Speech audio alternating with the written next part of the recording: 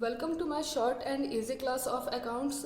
आज का हमारा टॉपिक है नॉट फॉर प्रॉफिट ऑर्गेनाइजेशन।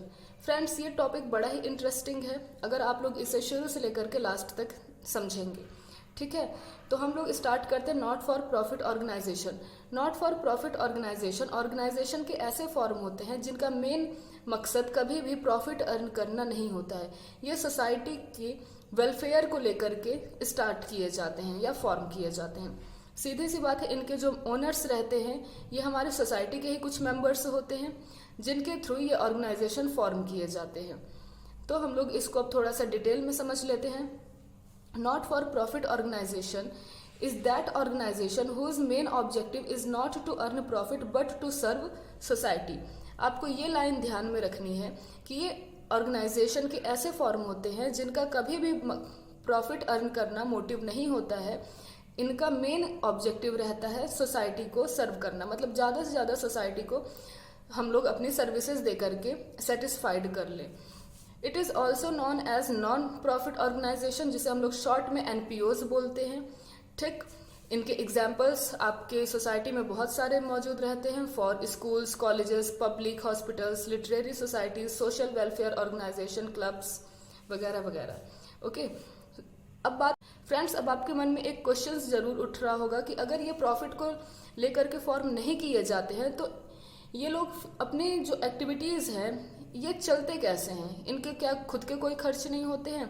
ये अपनी एक्टिविटीज़ को परफॉर्म कैसे करते हैं? तो सीधी सी बात है, इसका एक ही आंसर है कि इसके जो भी मेंबर रहते हैं, जो ट्रस्टी रहते हैं, जो ओनर्स रहते हैं, वो लोग यहाँ पे फंड देते हैं। ठीक है, उन फंड का ही यूज़ करके ये क्या करते हैं, अपनी सारी फाइनेंशियल एक्टिविटीज़ को परफॉर्म करते हैं। इन्हें जो फंड्स मिलते हैं वो as a donation, membership fees, subscription के थ्रू मिलते हैं। इनकी कुछ लिस्ट यहाँ पे नीचे दी जा रही है। ये हो सकते हैं donation, membership fees, entrance fees, subscription, loans, grants. चलिए अब हम लोग इसके फीचर्स के बारे में कुछ देख लेते हैं। It is a legal entity separate from its promoters. ये एक लीगल एंटाइटी होती है जो अपने प्रमोटर्स से सेपरेट होती है। Main purpose is to serve society at large. इसका मेन पर्पज क्या होता है? सोसाइटी को ज़्यादा से ज़्यादा मात्रा पे सर्व करना। ओनरशिप, इनकी ओनरशिप जो होती है ये चैरिटेबल सोसाइटी या फिर ट्रस्ट के ऊपर रहती है। किसी भी एक पर्सनल इंसान या कोई भी इंडिविजुअल के हाथ में इसकी फुल ओनरशिप या फुल कंट्रोलेंस कभी नहीं होता है, बिकॉज ये नॉट फॉर प्रॉफिट ऑर्गेनाइजेशन है। तो यहाँ एक सोसाइटी, एक ट्रस्टी काम करती है। Profit is not the objective of social welfare is main objective. यहाँ पर यह ध्यान देने वाली बात है कि प्रॉफिट जो है इसका कभी भी मेन ऑब्जेक्टिव नहीं होता, बल्कि सोशल वेलफेयर इसका मेन ऑब्जेक्टिव होता है। ये बात हम लोग बार बार इसीलिए रिपीट कर रहे हैं ताकि आपके दिमाग में ये बात अच्छे से बैठ जाए।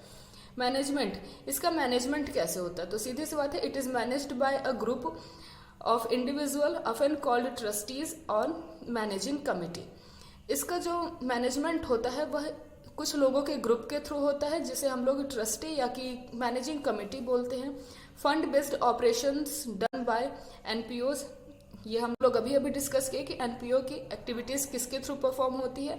तो ये फंड बेस्ड अकाउंटिंग होती है, यहाँ पे फंड बेस्ड ऑपरेशंस डन किए जाते हैं। अब बात करते हैं कि ये इसके फाइनेंशियल स्टेटमेंट्स क्या बनते हैं। तो फ्रेंड्स, फाइनेंशियल स्टेटमेंट यहाँ पर रिसिप्ट एंड पेमेंट अकाउंट बनाया जाता है, इनकम एंड एक्सपेंडिचर अकाउंट बनाया जाता है और बैलेंस शीट बनाई जाती है। फ्रेंड्स, अब हम लोग इसके फॉर्मेट के बारे में बात कर लेते हैं, जो कि हमारा फर्स्ट फॉर्मेट है रिसिप्ट एंड पेमेंट्स अकाउंट। ये बनता कैसे, ये क्वेश्चन आपके दिमाग में जरूर आ रहा होगा। तो सबसे पहले हम लोग इसकी हेडिंग डालते हैं receipt and payments account for the year ended.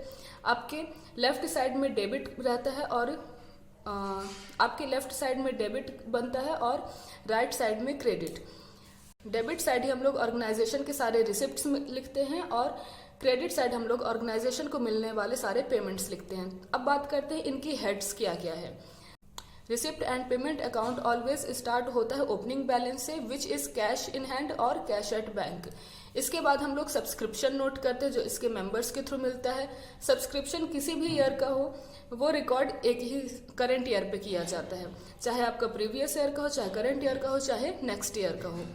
उसके बाद हम लोग general donation, specific donation, grants, specific purpose, entrance, admission fees, general grants, sale of old newspaper, interest on investment, dividend, rent received, life membership fees. इन सभी बातों को हम यहाँ पर नोट करते हैं क्योंकि हमारे एनपीओ को इनके थ्रू इनकम्स मिलती है। अब बात करते हैं हम लोग कि पेमेंट कहाँ कहाँ होता है एनपीओ का। तो भाई पेमेंट भी हमारा कैसे होता है, सैलरीज, रेंट, पोस्टेज, जो भी नॉर्मली आपके खर्च होते हैं 11th में जो भी ट्रांजैक्शंस पढ़े आपने कि जहाँ जहाँ पेमेंट किया जा सकता है वही सारे पेमेंट के आपके हेड्स होते हैं, like newspaper, audit fees, insurance, honorarium, municipal tax, sports equipment, books, loans, buildings. And फिर लास्ट हमारा हो जाता है बैलेंस सीडी। बैलेंस सीडी ये हमारा एक क्लोजिंग बैलेंस होता है जिसमें हम लोग डेबिट और क्रेडिट दोनों को माइनस करके देखते हैं। रिसिप्ट एंड पेमेंट अकाउंट का फॉर्मेट समझने के बाद अब हम लोग इसके मेन फीचर्स के बारे में देख लेते हैं। इसका मेन फीचर्स है it is prepared on cash basis. सीधी सी बात है, रिसिप्ट एंड पेमेंट हमारा कैश बेसिस पे बनता है, ना कि एक्यूरल बेसिस पे बनता है। इट मीन्स हमारे ऑर्गेनाइजेशन में जितना भी कैश पेमेंट होगा, जितना भी कैश रिसीविंग होगा, हम लोग सिर्फ उसी की entry receipt and payment account में करेंगे। एक्यूरल हम लोग कभी भी नहीं करते हैं। यहाँ पर जिसका कैश होगा ट्रांजैक्शन सिर्फ वही रिकॉर्ड किया जाएगा, क्रेडिट ट्रांजैक्शन को हम लोग रिकॉर्ड नहीं करेंगे। सेकंड है इट रिकॉर्ड्स ऑल कैश और bank transaction whether it relates to current year और नॉट। हम लोग यहाँ पर एक ही करंट ईयर पे होने वाले सारे के सारे ट्रांजैक्शंस रिकॉर्ड करते हैं, चाहे वो हमारे इस साल से रिलेटेड हो, चाहे पिछले साल से रिलेटेड हो, चाहे आने वाले साल से, मतलब कि चाहे ये करंट ईयर से रिलेटेड हो, प्रीवियस ईयर से रिलेटेड हो या फिर नेक्स्ट ईयर से। लेकिन अगर वो कैश में हमारा पेमेंट हुआ है या फिर कैश में रिसीविंग हुई है तो हमें उसे नोट ज़रूर करना पड़ेगा, वो भी इसी फाइनेंशियल ईयर पे। It is started with opening balance and ends with closing balance. ये हमारे कैश बुक की तरह ही ओपनिंग बैलेंस और क्लोजिंग बैलेंस से स्टार्ट होता है। अगर देखा जाए तो 11th में जो आपने कैश बुक्स पढ़ी हैं ये सेम उसी तरीके से बनता है, यहाँ पर कुछ खास चेंजेस नहीं मिलते हैं। सबसे मेन इंपॉर्टेंट चीज़ है no adjustments are made in this account. इस अकाउंट में किसी भी प्रकार का कोई भी एडजस्टमेंट मेड नहीं किया जाता है। इसका मेन पर्पज़ होता है हमारे ऑर्गेनाइजेशन में कौन सी अमाउंट रिसीव है और कौन सी अमाउंट्स अभी पेमेंट हुई है, सिर्फ ये बतलाना इस रिसिप्ट एंड पेमेंट अकाउंट का मेन ऑब्जेक्ट होता है। अगर आपको इस वीडियो से रिलेटेड कोई भी क्वेश्चंस हो तो वो आप मुझे कमेंट करके बता सकते हैं या फिर आप मेरे इंस्टाग्राम आईडी पर भी मुझे फॉलो कर सकते हैं। Thanks for watching.